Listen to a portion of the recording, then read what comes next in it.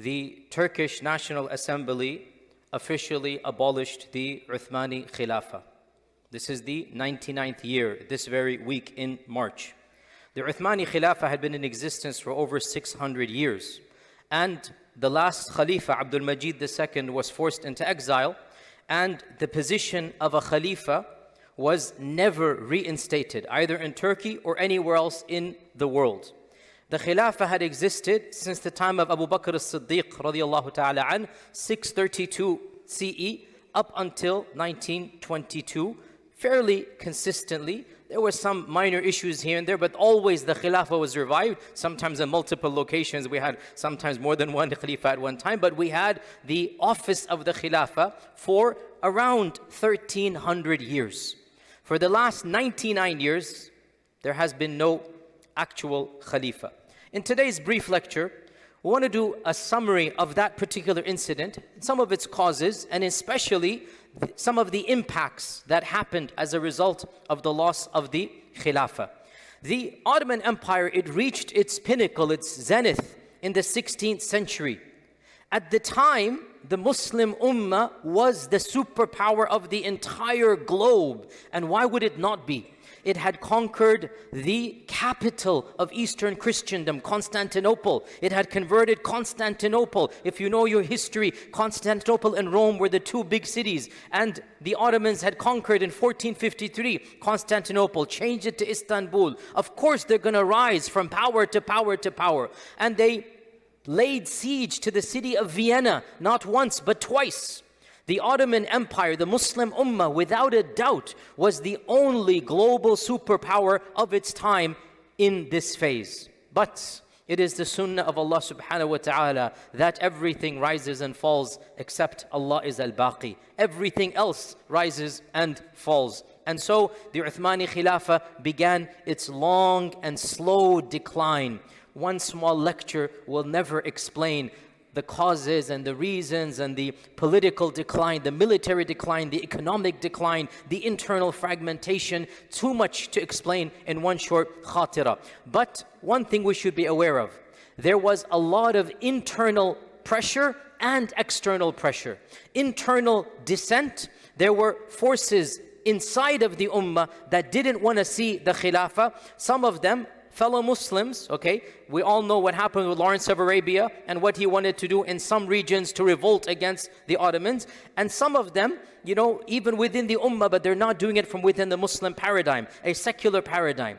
And there were also external factors. The Allied forces, the British, the Russians, they had their eyes on the prize. So, make a long story short, in the 19th century, the slow and long decline finally reached its conclusion with the catalyst, the wrong catalyst, the incorrect catalyst of the Ottomans joining the wrong side in World War I. They joined the side of Germany against the Allied forces. And what really hurts us, they didn't need to have gotten involved. Hindsight's 20/20. They didn't need to have gotten involved in this war. It was not our war. The Great War, as it was called back then, World War I, you could have remained neutral as the Middle East. You didn't have to get involved. For reasons, again, beyond the scope of our lecture, the Ottomans did get involved. And they got involved with the wrong side. But see, this was the catalyst.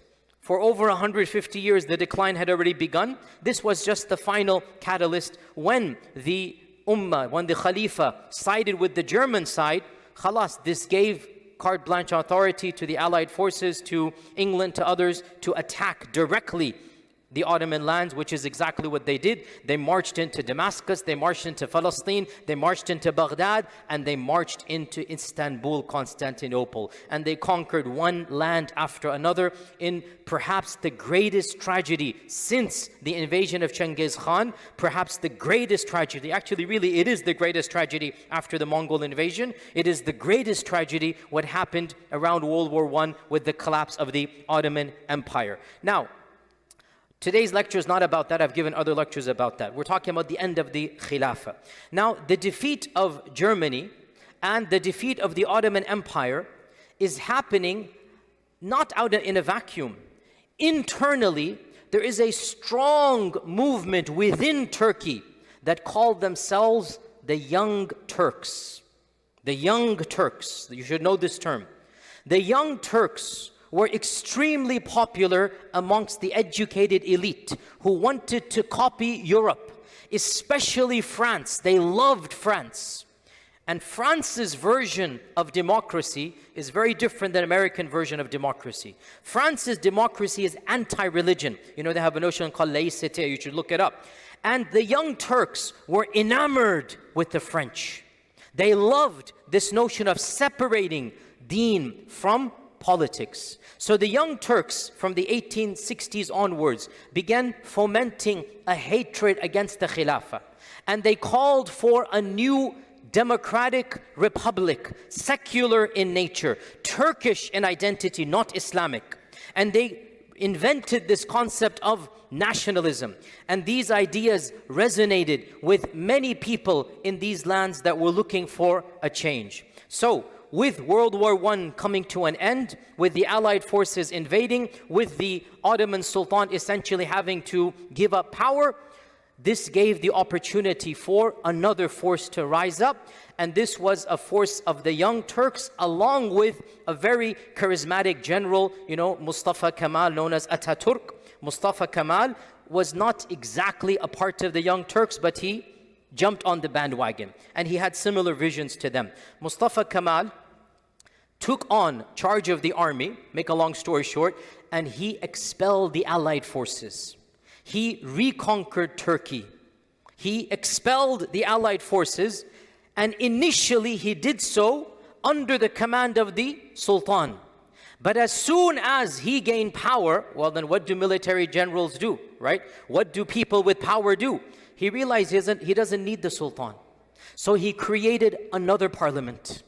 Now that he's gotten rid of the British and he has now control of Turkey, he declares the Republic of Turkey a new nation state. And he brings in a complete new parliament. And in November of 1922, Mustafa Kemal abolishes the office of the Sultan. Listen carefully. Abolishes the office of the Sultan. And he makes a nominal Khilafah, like the Queen of England, just a figurehead, because before this time the Sultan was in charge. Before this time the Sultan is in charge of power. In 1922, this is more than 100 years ago, Mustafa Kemal, I will not call him Ataturk, I don't consider him the father of the Turks, but he's Mustafa Kemal, they call him Ataturk. Mustafa Kemal abolished the Ottoman Sultan, and he created a shadow puppet, a empty figure like the Queen of England. And he said, this is now a Khalifa, not the Sultan. And he deposed the actual Sultan, and Sultan Mehmed VI was his name. He deposed the Sultan. The Sultan fled for his life, first to Malta, then to Italy, and he died.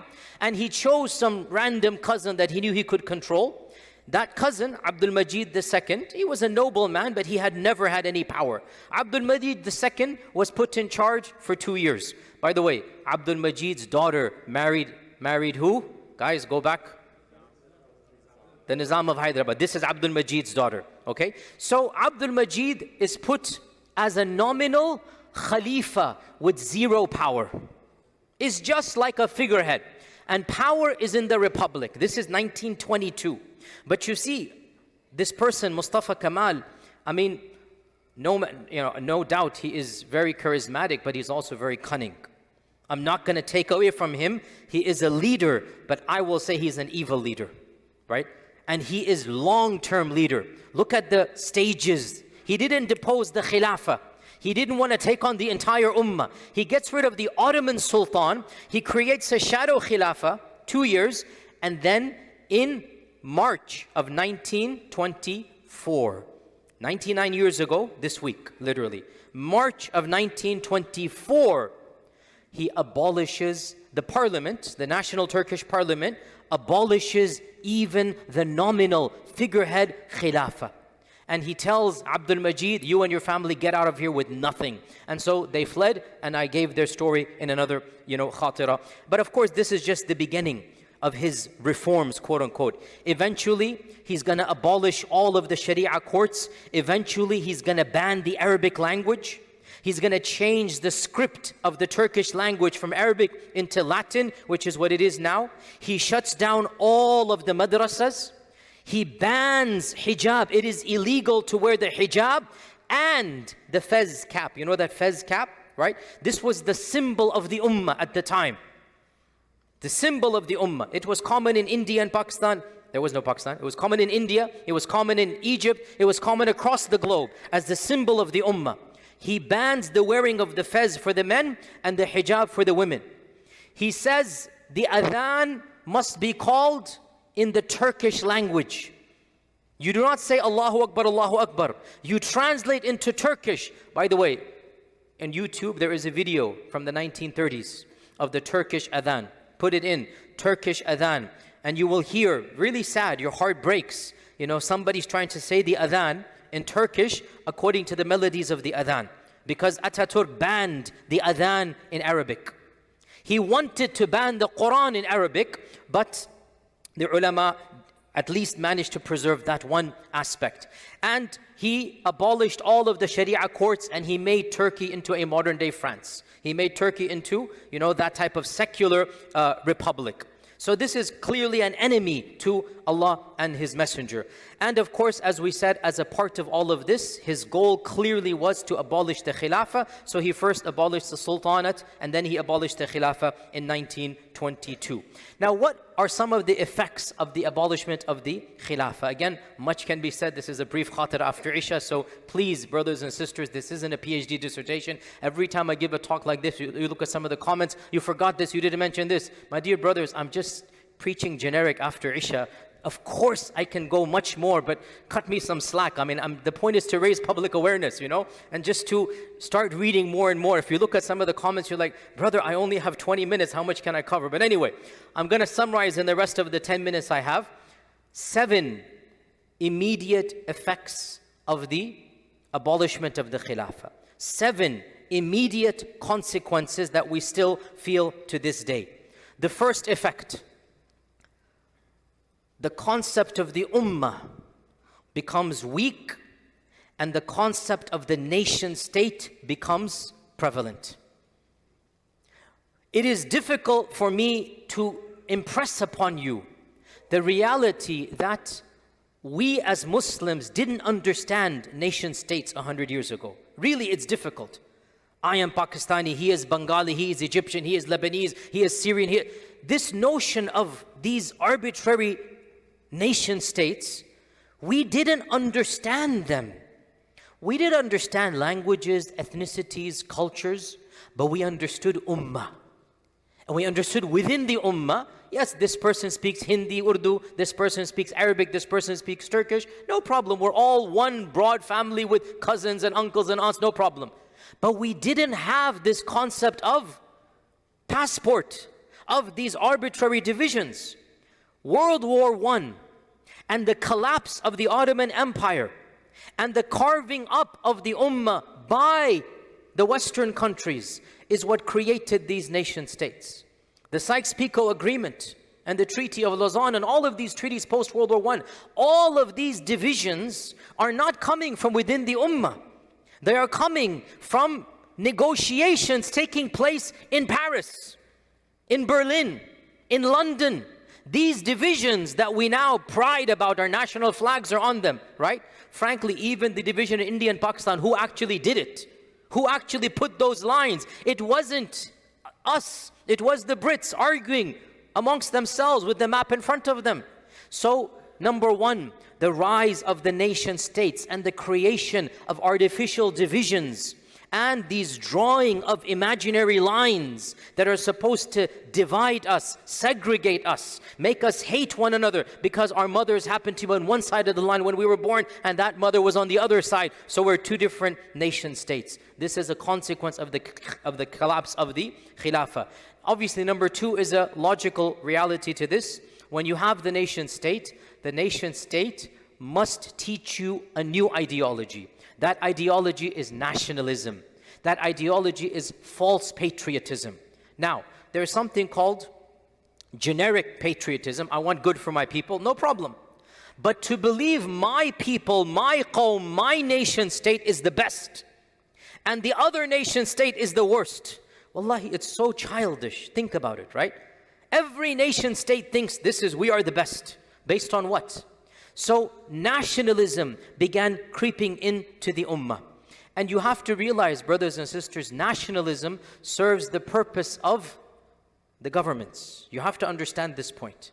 It is useful for the governments that you have a false understanding of nationalism. It's good to have healthy patriotism. You get my point here. We want good for our qawm. We want good for our people.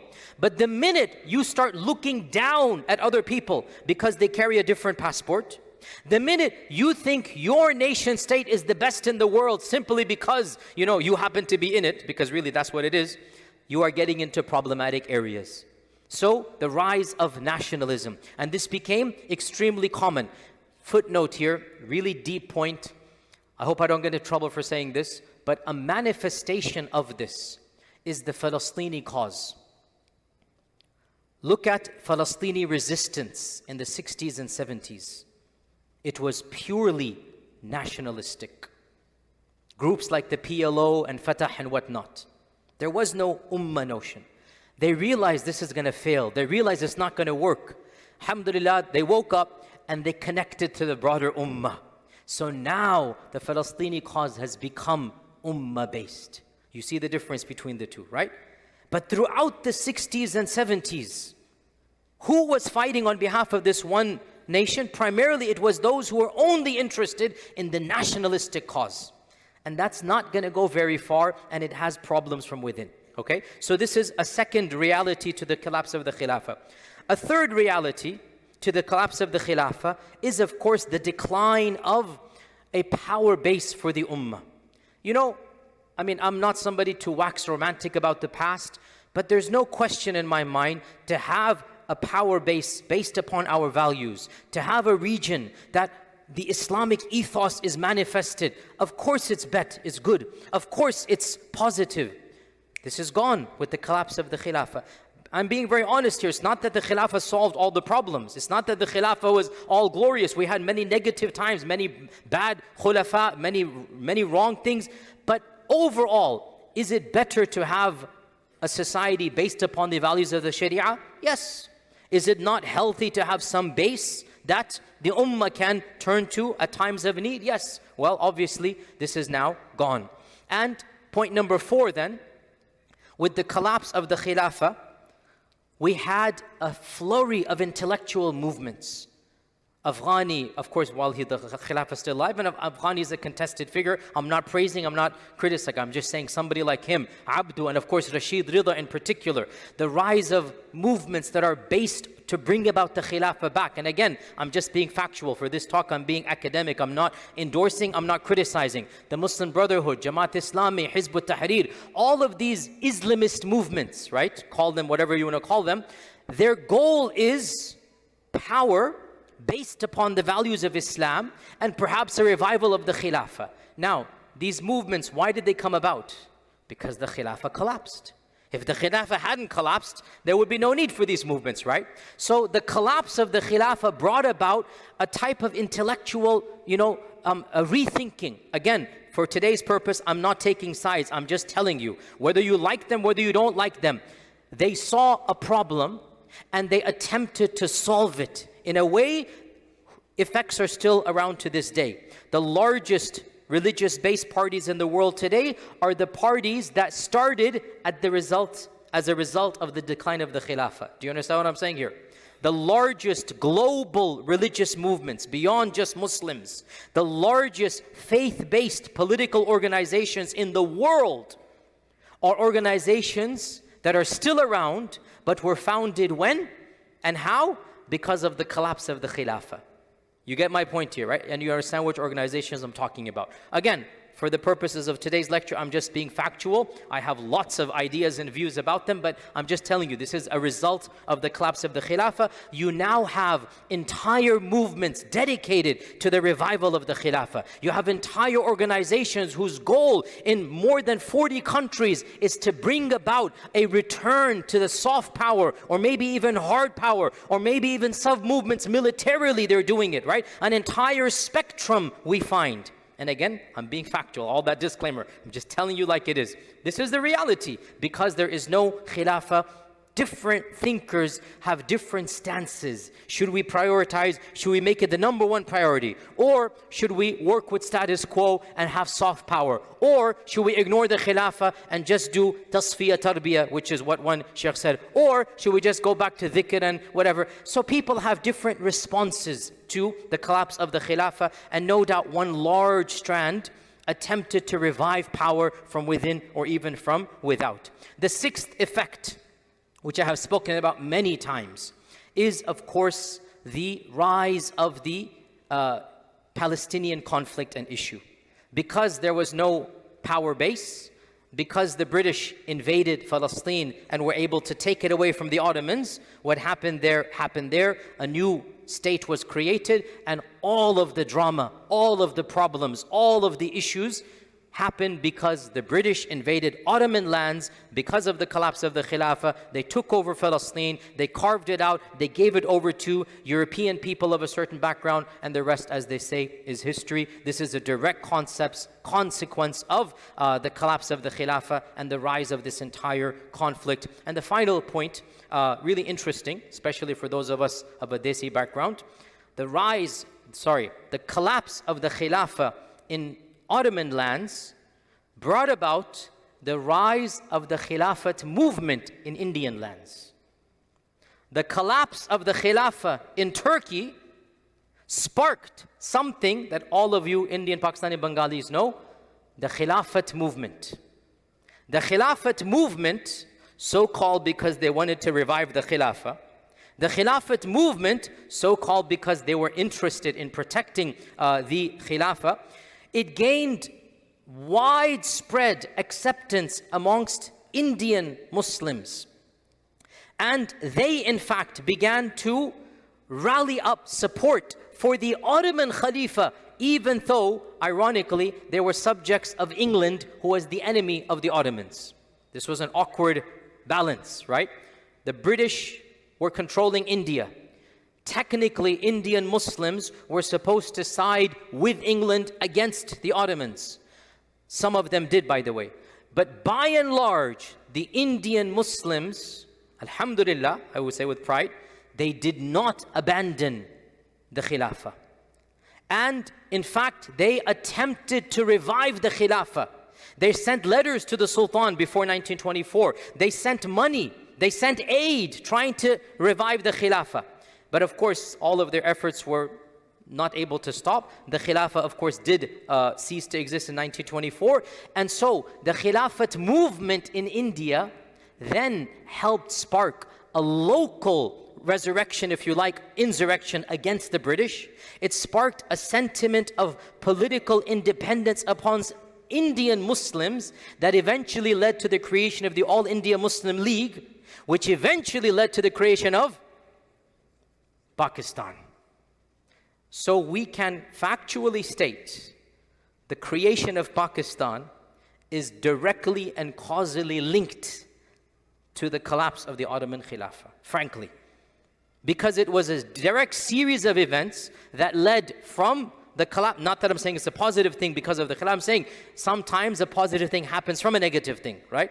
Literally, the Khilafat movement, which is of course, the Shaukat brothers, Muhammad Ali Jinnah, all of them, they're all members of this. The Khilafat movement led the way to the creation of Pakistan, and that movement was sparked by the collapse of the Ottoman Khilafah. So subhanallah, an interesting quirk, if you like, was that the first and only nation state created in the name of the religion was in fact the direct consequence of the collapse of the Ottoman Khilafah. Bottom line, 99 years ago, one of the most momentous and important, momentous meaning of significance, I don't mean in a positive manner, things or incidents occurred on our ummah. It is important, imperative that we all study it, we're all aware of it, and different ways to interpret why, how, consequences, but nobody can deny that what happened 99 years ago still has consequences to our lives today. It's literally shaping directly our lives as we speak now. Fact of the matter is, we would not be here. We would not be doing what we are doing. We would not be seeing the types of things we're seeing